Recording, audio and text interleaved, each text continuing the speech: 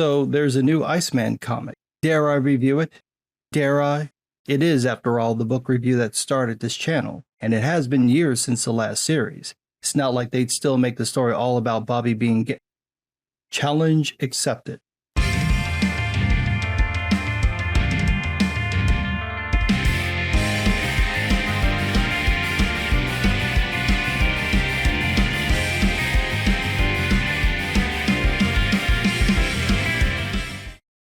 The more things change, the more they stay the same.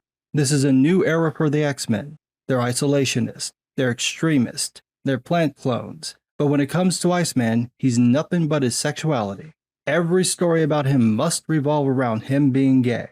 Not his relationships, not his love for his boyfriend, not how this love is what causes him to survive being melted from the inside out. Nope, it's just about him being gay. That's his sole defining feature. Just insufferable, unfunny, snarky gay dude. And a cheater, because nothing gets you to care about someone's relationship and how that love literally keeps him alive, like having Bobby gallivanting around kissing other dudes. We find out that Iceman survived Nimrod's attack on his life, and in the past few weeks since the Mutant Massacre, which is what they're calling the attack on the Hellfire Gala, Iceman has appeared in various places saving mutants and mutant sympathizers. One of these places is San Francisco, in the Castro, where nano-sentinels detect an X gene in the crowd and take over people's electronics and start attacking them. They home in on one particular dude who actually isn't a mutant, but used to take the drug Experience, which temporarily gave humans mutant powers. This is from Grant Morrison's new X-Men run. Apparently, traces of the drug remain in the body for years, and this trace amount gets detected by the Sentinels. If you remember your X-Men lore, this concept of Sentinels going after non-mutants should sound familiar, so I want you to keep that in mind because I'm going to come back to it. Anyway, Iceman shows up to save the day. He freezes the Sentinels, and the guy that they were chasing explains a bit about using the Experience for fun and sex. And then, for no particular reason whatsoever, he and Iceman kiss.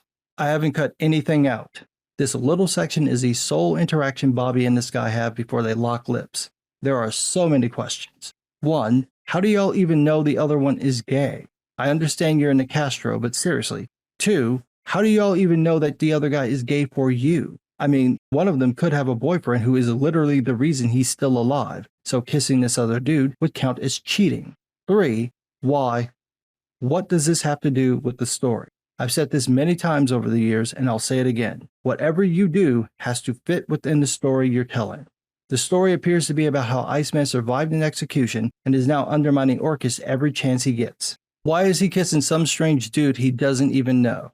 Just try to imagine this with another X-Man, like, I don't know, Gambit. He flirts with all the ladies, but will he be lip-locked with one? Assuming he's just begging for Rogue to take his head off. No. Imagine if this were the Human Torch. He and Bobby have, or at least had, similar personalities. Is this something he would do for no reason? You could see Johnny doing this if he'd been flirting with a woman before, but just randomly kissing some strange woman? No, it makes no sense. And neither does this. It's just there to remind you that Iceman is gay. We know, we haven't forgotten, you won't let us. What makes this worse, however, is that Bobby is still alive because of how much his boyfriend Romeo loves him. Romeo is an empath, and the stronger his connection to a person, the stronger his power becomes. You get all this as Bobby makes his way to the South Pole. He's barely able to maintain his form until he gets to his Fortress of Quatitude, where Romeo is waiting. As he makes his way to Romeo, Iceman monologues to a snow golem he creates. As he explains, after Nimrod melted him, Romeo kept searching for Bobby since when Bobby melted, his body evaporated. He was still alive, but not conscious, so he couldn't pull himself back together. However, Romeo was able to use his power to connect to Bobby because, as Iceman says, the more he feels for them, the more his power can affect them. Romeo literally brings Bobby back to life with the power of love.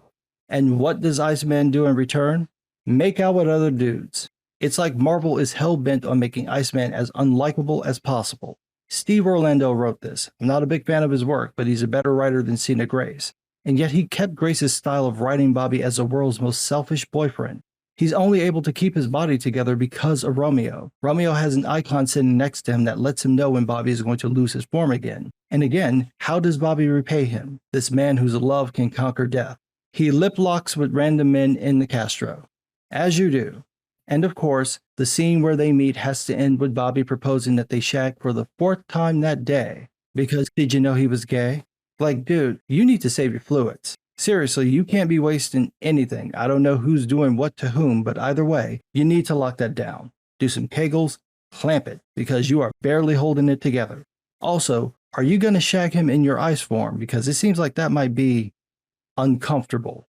Setting that aside, Romeo brings up this point about Orcus, which is that they're not just targeting mutants, but now semi-mutants like experienced users, and they may move to targeting humans like him.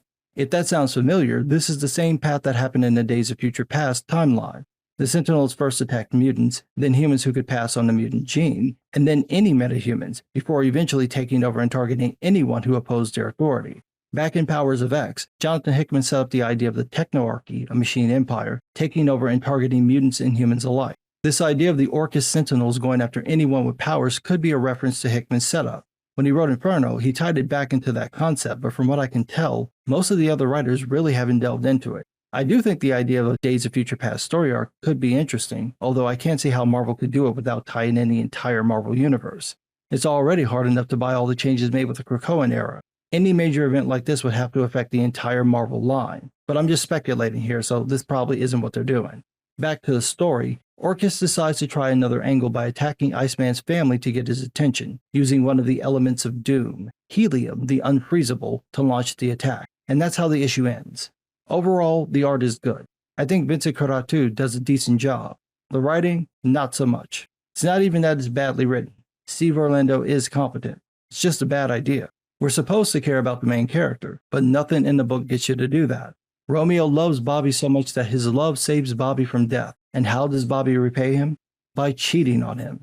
You had one job, Steve. Get us to like this man. And you failed. Or as they say at Marvel, business as usual. So if it wasn't clear, this is a skip. Fortunately, the regular X-Men book that came out was mostly good.